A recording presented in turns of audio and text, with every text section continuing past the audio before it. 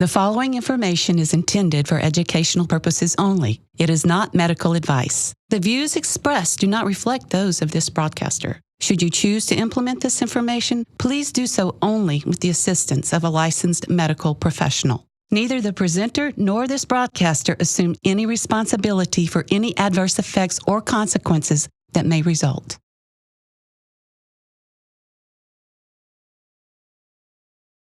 If you take a raw carrot, plant it in the ground, it will grow. If you do the same with a cooked carrot, it will not grow.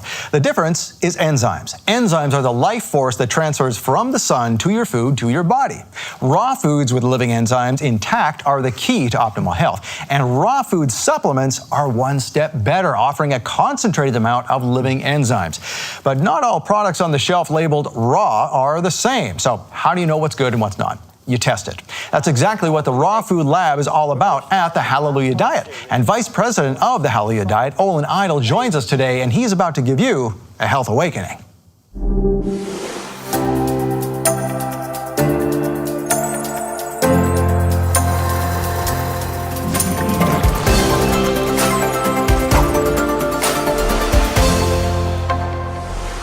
Welcome to the Health Awakening. I'm your host, Scott Laird.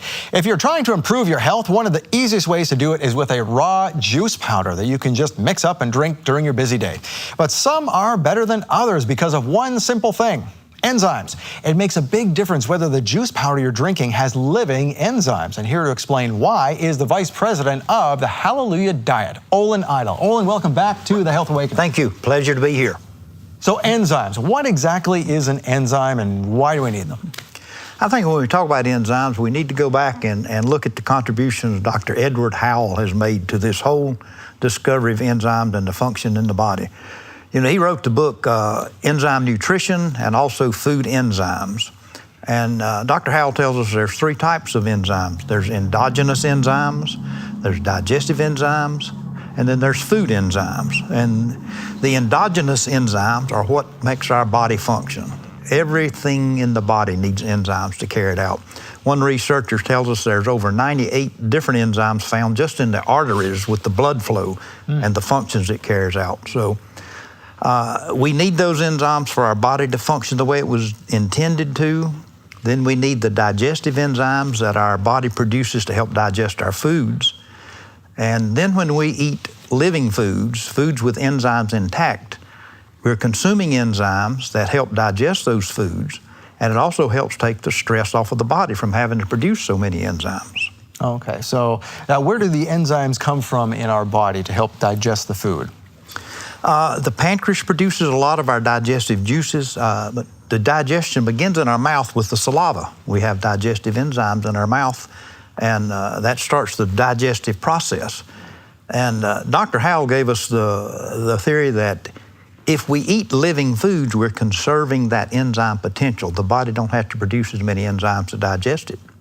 And part of the reason that we succumb to disease and old age more quickly is because we're eating a dead food diet, and our body has to produce all the enzymes to digest it, and we're depleting our enzyme potential. Dr. Howell had the belief that we're born with a bank account potential of enzymes. And if we're conserving that by eating raw foods, the body has more enzymes to carry out the metabolic functions and to prevent illness and to deal with bacteria and things of that nature. But if we're exhausting it on cooked, dead food, then we succumb to illness quicker because we've lost that enzyme potential that carries out the metabolic processes in the body.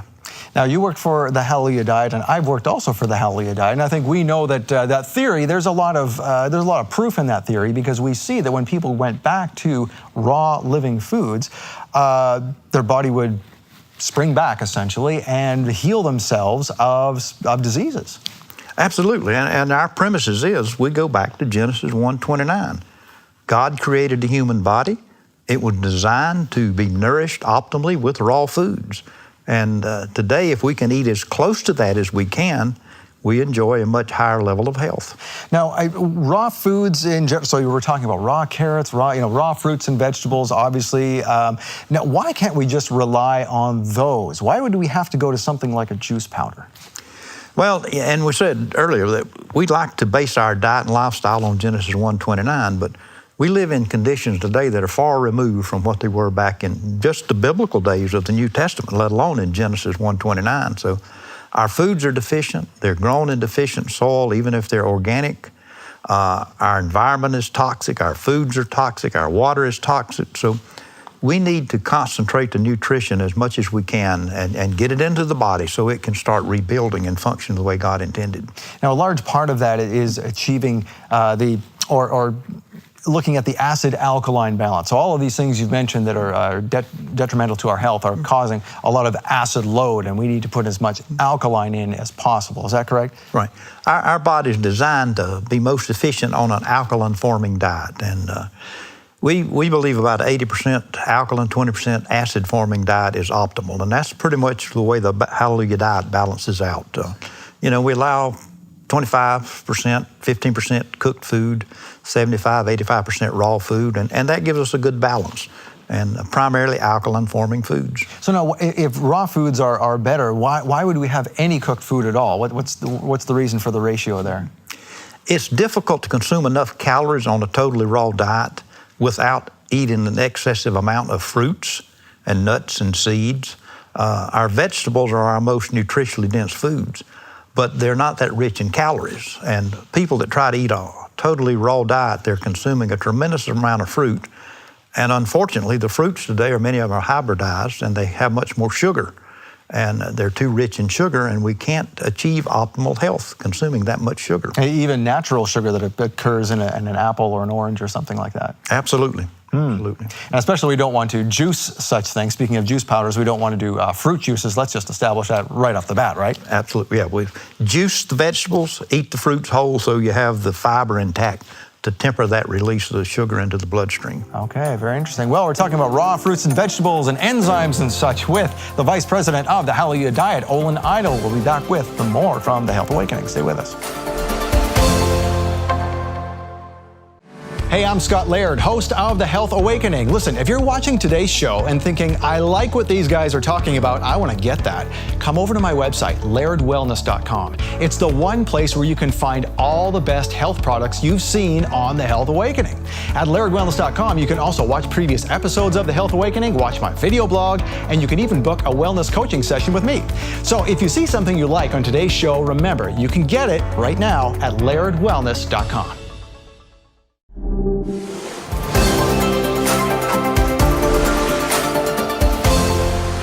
And welcome back to The Health Awakening. Before the break, we were talking with our guest, Olin from the Hallelujah Diet, about enzymes and what they do in our body.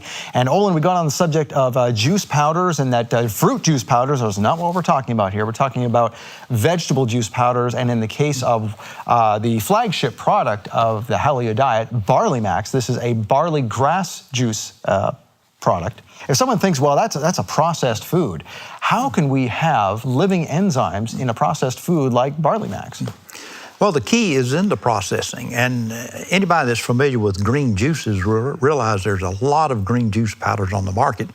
And back in 2001, we were using a green juice powder and getting relatively good results with it. And we were introduced to a powder at that time that had been sitting in a bag under our president's desk, and we were going to do some testing on a juice powder for another company they were coming out with, and said, let's throw this in the mix, and we tested, and lo and behold, it had better enzyme activity, better mineral content than the other products that they were getting ready to come out with. So at that point, we decided we had to make a change, and we started making available what we call Barley Max. And we learned a lot about the processing of juice powders at that time, and we had relied pretty heavily on the information the company gave us about the previous products, and we took them at their word. It was a raw powder, processed properly, but a year or two later, we brought on board our scientist, Dr. Michael Donaldson, PhD from Cornell University, chemical engineer, and we were able to do our own testing and verifying, and we found out a lot of times what we're told isn't true.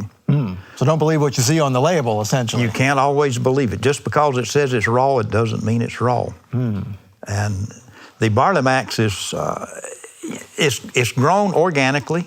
It's harvested at the peak of nutrition before it ever produces any grain. And then when it's harvested, it's brought in immediately, washed, it's not sanitized.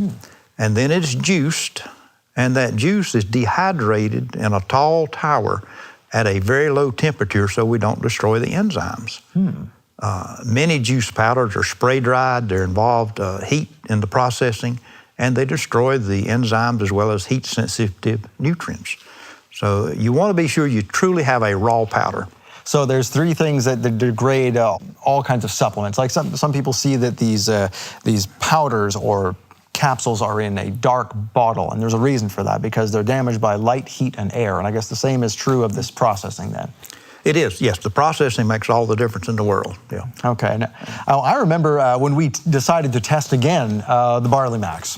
This was several years ago when I worked with you at the Hallelujah Diet, and our boss, Paul, said that he wanted me to go to Whole Foods, the Whole Foods store, and get all of the competing products on the shelf. And we were going to test every one of them to see it with their enzyme activity. And Barley Max was going to be one of those. And I asked him, should I take one from the warehouse? And he said, no, get one that's opened already. That's okay. We want to sell all those in the warehouse. Get one that's open. So I found one in the office area, and of course we sent it away. And the results were astounding. And I want to get into the results with you in just a second here, but I think it's worth noting that Barley Max, I checked the canister after we had sent it away, and it was 6 months expired. And yet, the results were? Living food, yes. Living powder. Amazing. And it was, if I'm not mistaken, Barley Max, I mean, it wasn't just a little bit of a difference between all of these juice powders. Barley Max was far and away more truly raw than the rest, was it not? Yes, it was. Yes, absolutely. Yeah, now they were comparing it, maybe just tell us how that process went. Well, that was the beginning of what we now call the raw food lab. Okay. And unfortunately, many people they're not aware of the information available on that lab. But the green juice powders that we tested, the enzyme activity was posted of those, and it shows how they rank in enzyme activity, and depending on how they're processed, you can tell in the ranking. So Barley Max was the top of the heap because of the superior processing that takes place. It has greater enzyme activity. And, we mentioned briefly the role of enzymes in our body, but if we're eating a powder that is alive or eating a raw food, then we know the heat-sensitive nutrients have not been destroyed as well. So there's more to it than just the enzymes, but that's our key measuring component. Now, you mentioned the heat. I think that's worth noting as well, that when we get raw juice, now a lot of places are offering raw juices, true raw juices at the store that they make in store and put them on the shelf, and after a couple of days they get rid of them. But anything that is on the shelf at, say, Walmart or places like this where they're not juicing in store, is that the same as juicing at home? And why or why not? Yeah.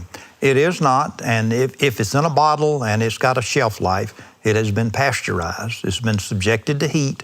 They've destroyed the enzymes so that they'll have shelf life for the juice. So if we destroy the enzymes, we've killed and minimized some of the heat-sensitive nutrients. So it's going to be a much inferior way of trying to get your juices. Yeah, unfortunately, there's just no substitute from juicing your own vegetables at home. Except for maybe the Barley Max product, which we've... Absolutely. And I tell folks, the Barley Max is the one juice powder that I tell folks is superior to the living food. And I say that because when you compare it to wheatgrass, a lot of people will grow wheatgrass in a little sprouting tray. They put it in a couple inches of soil, plant the seed, they sit it in the windowsill in the sunshine. In just a few weeks, you've got some shoots at about 8 to 10 inches tall, and you can harvest them and juice them. With the seed for Barley Max, it's planted in the winter. It goes into heavily composted soil, and during the wintertime, those seeds start slowly germinating. They develop a root system that's going to extract nutrients from the soil. Early spring, the shoots start maturing very slowly, and they have a complex sugar molecule as opposed to what the wheatgrass has in that sprouting tray. And if you could grow wheatgrass, oatgrass, barley grass the same way we grow barley, and then harvest at the peak of nutrition, then that would absolutely be the best. But when you can't do that, the Barley Max powder is the next best thing you can do. All right. Well, we're talking with Olin Idle. He is the Vice President of the Hallelujah Diet. We're talking all about juicing and enzymes, and we'll be back with more from The Health Awakening. Stay with us. Hey, I'm Scott Laird, host of The Health Awakening. Listen, if you're watching today's show and thinking, I like what these guys are talking about, I want to get that, come over to my website, lairdwellness.com. It's the one place where you can find all the best health products you've seen on The Health Awakening. At lairdwellness.com, you can also watch previous episodes of The Health Awakening, watch my video blog, and you can even book a wellness coaching session with me. So if you see something you like on today's show, remember, you can get it right now at lairdwellness.com.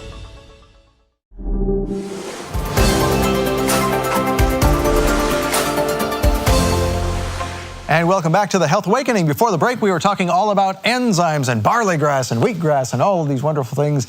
Olin, we mentioned before that when any kind of juice is pasteurized, we have to be careful of that because it's damaged goods, essentially. Right. And that's because with enzymes, I think we need to explain that every food has its own enzymes that will help break it down, in addition to being digested in our bodies, and in order to stop that, that's why you were saying that they have to stop the enzyme so it doesn't rot on the shelf. Is that right? Right. If they're going to have shelf life, they're going to preserve that juice so it doesn't go bad, they have to destroy the enzyme activity. It's going to start digesting and it's going to break down. Okay. And not be good after 2 or 3 days. So the Raw Food Lab is looking into several things. I want to start off with carrot juice. I know that you guys have looked into carrot juice and the glycemic index there of carrot juice, getting off at the topic of enzymes for a minute.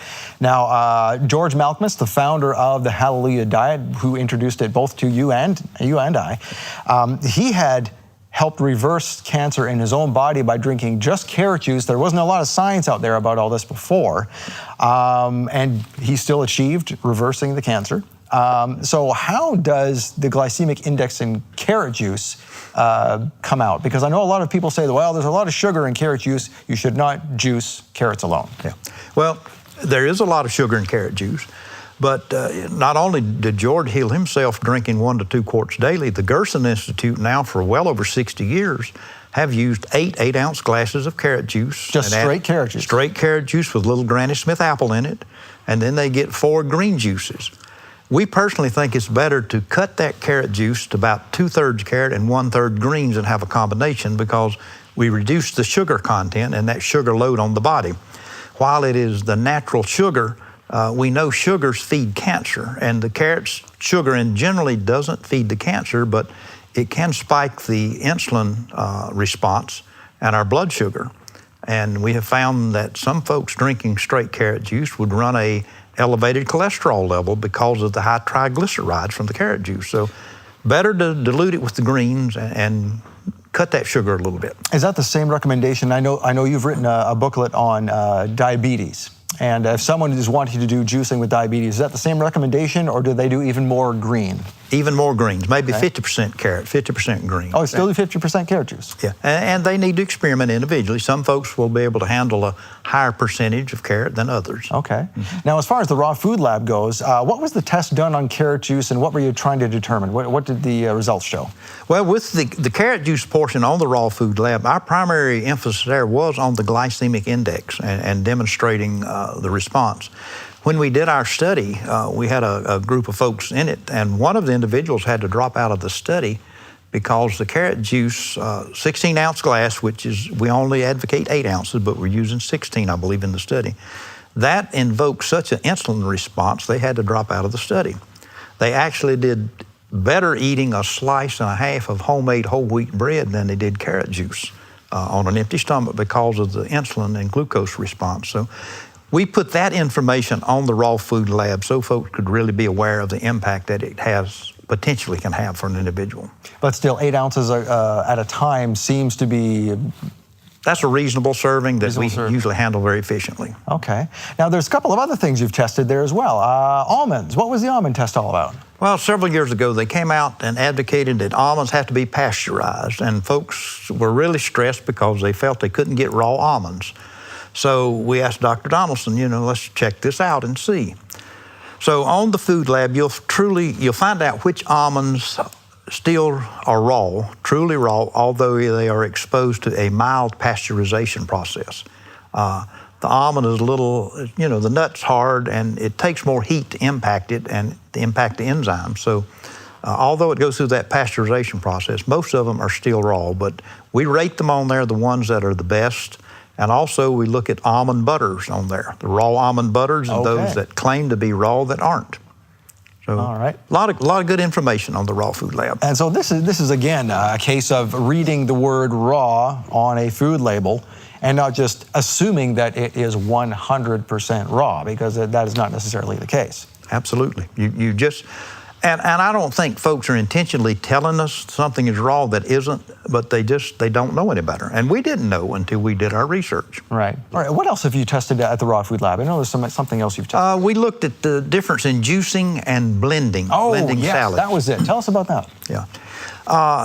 We actually found out that sometimes blending, you will have more enzyme activity than you do juicing. We were under the impression that in the blender with that high speed of those blades that you would destroy the enzymes, but in reality you do not. You release more of them. And I tell folks, really, the difference in juicing and blending is if you're dealing with a chronic illness, you need the nutrition from 6 or 8 pounds of vegetables a day. You need to juice them. You can't put 6 or 8 pounds of produce in a blender and consume all of that fiber and work through it efficiently. But you know, if you need 1 or 2 glasses of juice a day, you can put 2 or 3 pounds of produce in a blender, blend it up, drink it, and you're going to get pretty close to the same benefits you do juicing. All right, well, we're talking about blending and juicing and all kinds of things related to the Raw Food Lab from the Hallelujah Diet with the Vice President of the Hallelujah Diet, Olin. We'll be back with more from the Health Awakening. Stay with us. Hey, I'm Scott Laird, host of The Health Awakening. Listen, if you're watching today's show and thinking, I like what these guys are talking about, I want to get that, come over to my website, lairdwellness.com. It's the one place where you can find all the best health products you've seen on The Health Awakening. At lairdwellness.com, you can also watch previous episodes of The Health Awakening, watch my video blog, and you can even book a wellness coaching session with me. So if you see something you like on today's show, remember, you can get it right now at lairdwellness.com.